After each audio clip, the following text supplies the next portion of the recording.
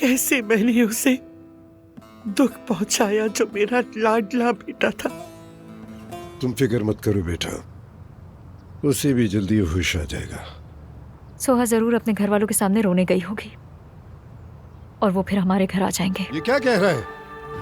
इन लोगों ने हमारे खिलाफ इतनी बड़ी साजिशें की, इतना सब कुछ हो गया और तुम्हें पता भी नहीं चला।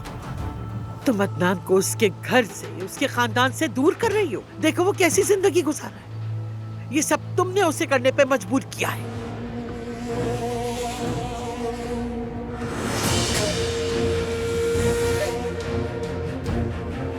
मेरा तमाशा बनाकर बहुत खुशी मिल रही है। मुझे क्या पता किस बारे में बात कर रही हो।